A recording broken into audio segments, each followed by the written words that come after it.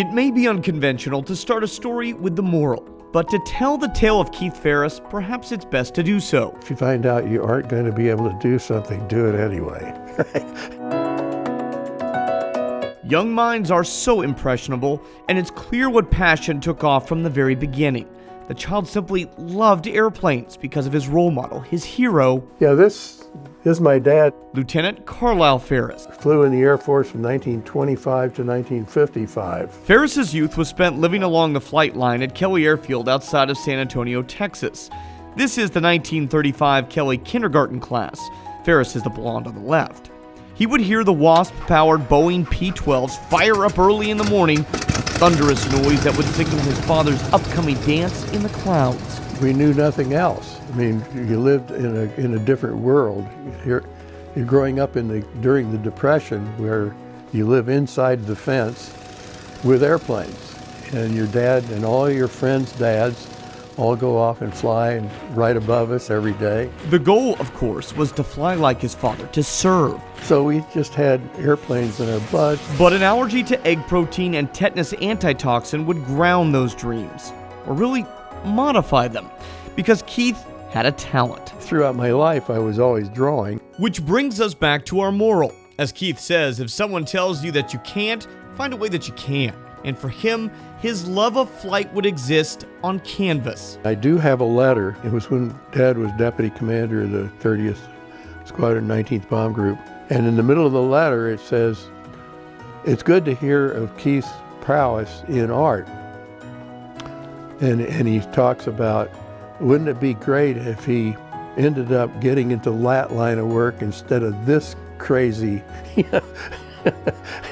describing his life as an Air Force officer. After a few stops in academia, Ferris moved to St. Louis, where he worked for an art studio and, fittingly, was in charge of Air Force contracts, specifically flight manuals. Well, the first thing they noticed that I was drawing airplanes on everything that I could get my hands on. And then they realized I was the only guy in the studio that could speak Air Force. Years later, he would head to New York, joining the prestigious Society of Illustrators and the Air Force Art Program, where his painting prowess began to grow, get noticed. His aviation artwork would be displayed at airframers, the Pentagon, military bases. He was even commissioned to do a giant mural of the B-17 at the Smithsonian's National Air and Space Museum. I had to compete with photography. And the only thing, the way you can compete with photography is to outperform it. So I was able to have a foggy day so that we had a soft horizon. A camera loses out again to Ferris's latest work called Lightning at Sea.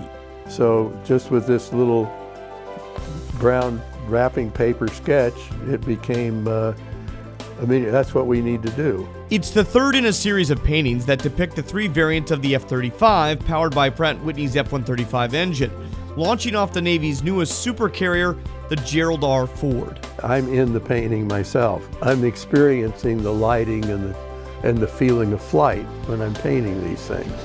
This could be the last commissioned painting of Ferris's career. You start with focus and what you want the eyes to look at.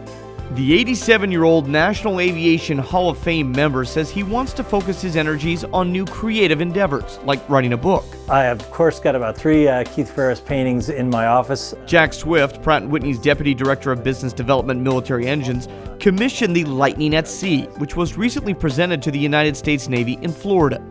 He knew Ferris's artwork before he knew Ferris. I can remember being a cadet at the academy and then a young fighter pilot, and you would always look for the Keith Ferris painting and go, that's amazing, that's beautiful. In closing, we should go back to the moral one more time. To paint aircraft, he wanted to understand the aircraft. So Keith did fly, in Air Force trainers like the T-37, or on combat missions in Asia or Bosnia. As a child, Keith was determined to dance in the clouds like his dad. I'm in it. It's part of me. One big difference, he preserved those experiences with color, a paintbrush, and canvas. You hate to turn loose of them. That's for sure. They're like your kid when you finish with the painting. I'm really providing a service. And it's not for me, it's for them.